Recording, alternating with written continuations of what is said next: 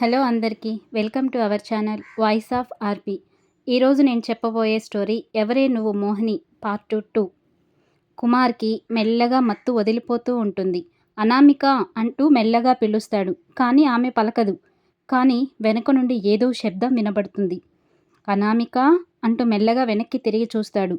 ఇంతవరకు నేలపై నెలవంకలా కనిపించిన అమ్మాయి ఒక్కసారిగా సగం కాలిపోయిన ముఖంతో వికృతంగా ఎర్రటి నెత్తుటి కళ్ళతో క్రోధంగా కుమార్ వైపు చూస్తూ కనిపిస్తుంది.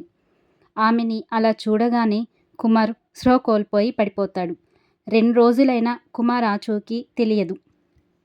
పోలీసులు, కుమార్ స్నేహితులు ఎంత వెతికినా కుమార్ ఆచూకీ ఏమాత్రం లభించదు. కుమార్ కారు మాత్రం బీచ్ పక్కనుంటుంది. పోలీసులు తన ఫ్రెండ్ని విచారించగా వాళ్ళల్లో ఆ రోజు రాత్రి కుమార్తో మాట్లాడిన బంటి పోలీసులకు ఆ రోజు నైట్ గురించి వివరిస్తాడు. నేను, రవి, చక్రి, కుమార్ మేం పబ్కు వెళ్ళాం. మేమందరం మా గర్ల్ ఫ్రెండ్స్తో వచ్చాము. కుమార్ మాత్రం సింగిల్గా వచ్చాడు. అందరం కలిసి బాగా డ్రింక్ చేసున్నారు. నేను వీళ్ళని డ్రాప్ చేయాలని లైట్గా తీసుకున్నాను. కానీ కుమార్కి బాగా మత్తు ఎక్కువై రవిగాడి గర్ల్ ఫ్రెండ్తో మిస్బిహేవ్ చేశాడు.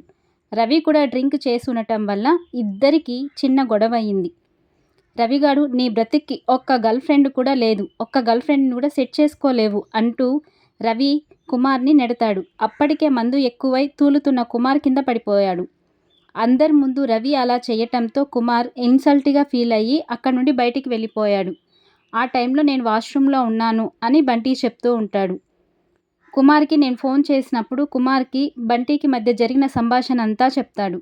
కానీ నేను తనతో చివరిసారిగా మాట్లాడినప్పుడు స్వర్గానికి కొంచెం దూరంలో ఉన్నాను అన్నాడు సార్ అని అంటాడు బంటి.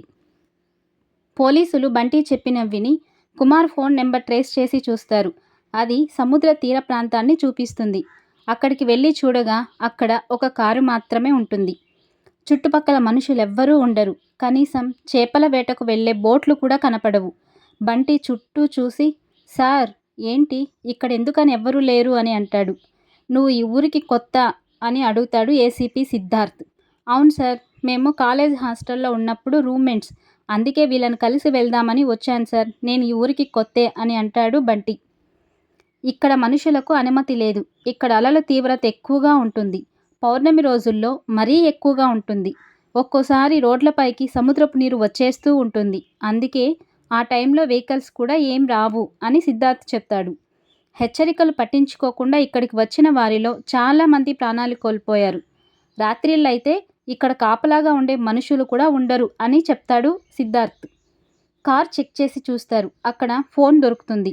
కాల్ రికార్డు తీయమని, అలాగే ఫోన్ని ఫారెన్సిక్ ల్యాబ్కి తీసుకొని వెళ్ళి ఫింగర్ ప్రింట్ తీయమని చెప్తాడు అక్కడున్న కానిస్టేబుల్కి సిద్ధార్థ్. సార్ అంటూ అక్కడ అక్కడ అంటూ గట్టిగా కేకలు పెడుతూ వస్తాడు అక్కడికి ఇంకొక కానిస్టేబుల్. ఏమైందయ్యా, ఎందుకు అలా కేకలు పెడుతున్నావు అని అడుగుతాడు సిద్ధార్థ్. సార్ అక్కడ ఎవరిదో డెడ్ బాడీ పడి ఉంది, చాలా దారుణంగా చంపేశారు సార్ అని ఆయాస పడుతూ చెప్తూ ఉంటాడు ఇంకొక కానిస్టేబుల్. సిద్ధార్థ్ ఇంకా కుమార్ ఫ్రెండ్స్ అందరూ అక్కడికి వెళ్ళి చూస్తారు. బంటి వెంటనే కుమార్ అంటూ తల కొట్టుకుంటూ ఏడుస్తాడు. రవి డెడ్ బాడీ చూడలేక మొహం తిప్పేసుకుంటాడు. డెడ్ బాడీని దగ్గరలో ఉన్న హాస్పిటల్కి తరలించి పోస్ట్ మార్టం చేయిస్తారు. కుమార్ వాళ్ళ ఫ్యామిలీ మెంబర్స్కి విషయం చెప్తారు. కుమార్ వాళ్ళ అమ్మ చిన్నప్పుడే చనిపోయి ఉంటుంది. కుమార్ వాళ్ళ నాన్న ఒక వ్యాపారి. ఆయన కుమార్ చనిపోయినప్పుడు సిటీలో ఉండరు, బిజినెస్ పనిపై వేరే ఊరు వెళ్ళుంటారు. మీడియాకి విషయం తెలియగానే అదే పెద్ద న్యూస్ అయిపోయింది. హాస్పిటల్ నుండి పోస్ట్ మార్టం రిపోర్ట్ వస్తుంది. అది చదువుతుంటేనే సిద్ధార్థ్ ఒళ్ళంతా చెమటలతో తడిచిపోతుంది. కుమార్ని చంపేశారు, కానీ అత్యంత క్రూరంగా చిత్రహింసలు పెట్టి మరీ చంపేశారు. వాటిని వివరంగా చదువుతూ ఉంటే సిద్ధార్థ్ వెన్నులో చిన్నగా వణుకు మొదలవుతుంది. ఇక దాన్ని చదవలేక పక్కకు నెట్టేస్తాడు. రోజులు గడుస్తున్నా కేసు విచారణలో ఎటువంటి పురోగతి ఉండదు. ఎందుకంటే వాళ్ళకి ఎటువంటి ఆధారాలు దొరకవు. పోలీసులపై రాజకీయ నాయకుల పరంగా ఒత్తిడి పడుతుంది. కుమార్ స్నేహితులైన రవి, చక్రి ఫాదర్స్ రాజకీయాల్లో మంచి పదవుల్లో ఉంటారు. ఒకరేమో ఎమ్మెల్యే, మరొకరేమో ఎంపీటీసీగా ఉంటారు. పైగా కుమార్ ఫాదర్ కూడా బిజినెస్ పరంగా చాలా పలుకుబడి ఉన్న వ్యక్తి. అస్సలు అనామిక కుమార్ని ఎందుకు చంపింది? ఇంతకీ అనామిక ఎవ్వరు? అనామిక మనిషా లేక దయ్యమా? ఇలాంటి మరింత కథను తెలుసుకోవటానికి నెక్స్ట్ వీడియో కోసం ఎదురు చూస్తూ ఉండండి. ఈ వీడియో మీకు నచ్చినట్లయితే వీడియోని లైక్ చేసి ఛానల్ని సబ్స్క్రైబ్ చేసి నేను చెప్పబోయే ఇంట్రెస్టింగ్ వీడియోస్ని చూస్తూ ఉండండి. Thank you for watching.